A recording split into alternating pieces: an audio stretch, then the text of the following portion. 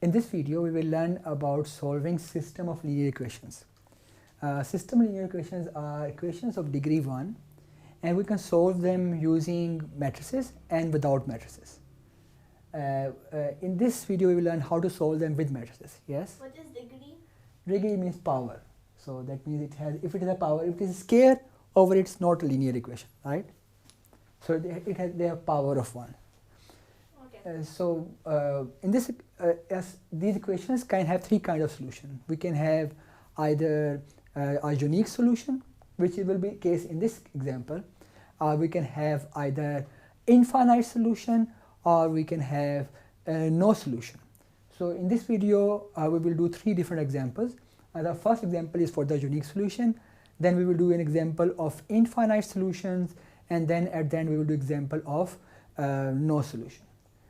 So instead of explaining that how we can solve this equation using matrices, we are going to just explain using example. So we're just going to do it, and hopefully that you will learn it as we do it. So the first step is that we write these equations in form of matrices. Like we have 3 matrices. So in matrix 1, we will write coefficients. So that means 2, 1, 1, and 6, 2, 1. And minus 2, 2, and 1. Second matrix is matrix of unknowns, which is in this case are x, y, z. So our goal is to find values, valid values of x, y, z. So we say x, y, and z, 3 unknowns. And the last matrix, which is basically a vector, and vector is also a matrix, is matrix of the right hand sides. So it is 1, minus 1, and 7. We will call these matrices as Ax is equals to B. So you will find in literature a lot that find a solution of find x when Ax is equals to B is this, and blah blah. So we call them Ax is equals to B. So after writing them in this form, we will write them in augmented matrix form, and then we will solve that augmented matrix. So in augmented matrix form, we just write left hand side, we don't write the unknowns, and we write the right hand side. So we will write 2, 1, 1, 6, 2, 1, minus 2, 2, 1. So please make sure that I'm not making any mistake. If I make any mistake, then please correct me immediately. So are you guys paying attention? Maybe. Yes. Okay. So 1, minus 1, and 7. So now I have this. This is called augmented matrix form, where we augment 2 different matrices together. Augmented? Yeah, augmented. So now I will convert this matrix into a Raw Echelon form. I can also convert it into reduced Raw Echelon form, but I'm going to convert it into Raw Echelon form, and then I'm going to find the solution. So to convert them into Raw Echelon form, I need a 0 here and 0 here. Because this 2 is fine, this 2 will become pivot of the first row. So I need 0 here and 0 here. For that, I write here R2,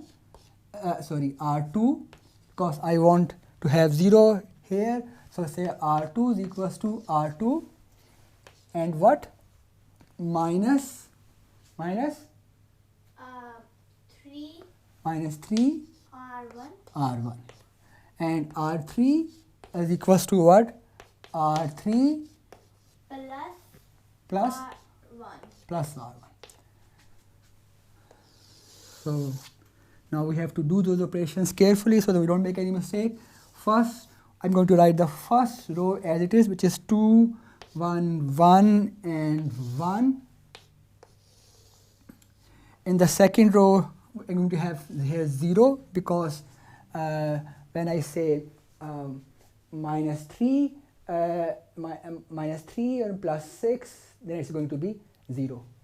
And then I'm going to multiply this with 3, it's minus 3. Minus 3 plus 2 is going to be minus 1.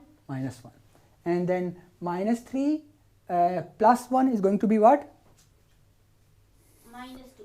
Minus 2. And then minus 3 minus 1 is going to be what? -2. Minus 3 and minus 1 is going to be what? minus 4. So far so good. Thank you for helping me out.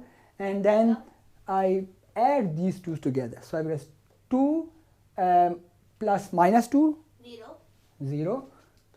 And 1 plus 3, 1 plus 2, 3. 1 plus 1, 2. 2. And 1 plus 7, 8. 8. So this is my first, after the first simplification I get this matrix. Now I want also a 0 here, because this will be my, this is my first pivot, my second pivot is here. For my third pivot cannot be here because my pivot must be the right hand side of the previous row, so I need a 0 here. So to make it 0, I will do R3 is equals to R3 plus 3 what? R2.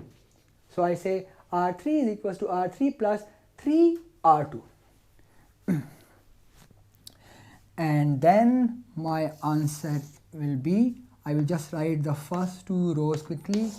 1, 0, minus 1, minus 2, minus 4, and the last row will be 0. I multiply with 3, 3 plus 3 minus 3 plus 3, 0. Then I multiply it also with 3, minus 6 plus 2, minus 4, and it's going to be minus 12, minus 12 plus 8 is going to be minus 4. Yes. Right? If I make any if I made any mistake so far? No? I hope not. So now I start from the bottom. This pivot is, I have 3 pivots and they are on the right location, and this is in row echelon form, because row echelon form has 2 conditions. Number 1 is that all the rows with zeros must be at the bottom. There are no row with all zeros, so first condition is fulfilled.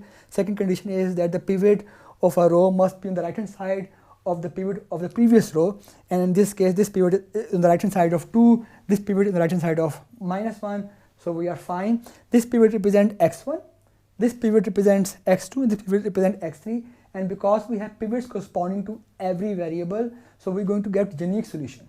In case of unique solution, we must have pivots corresponding to all the variables, right? And because we have, so no, this is not x1, x2, but this is like x, this is y, and this is z. This pivot corresponds to x. I'm using variables like x, y, and z. So this pivot corresponds to x, this pivot corresponds to y, this pivot corresponds to z. So we start from the bottom because it is like a backward substitution. So we start from the bottom. So we get minus 4 z equals to minus 4. So z will be equals to what? 1. Right? Yes. So z is equals to 1.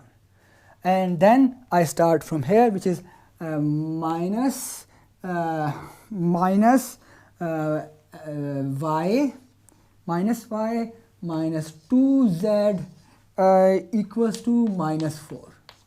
And because z is equals to 1, so minus y minus 2 equals to minus 4, and this will be like minus y is equals to minus 4 plus 2, which is equals to minus 2. So y is equals to 2. Minus 2. No, because minus and minus will cut from each other, so it should be plus 2.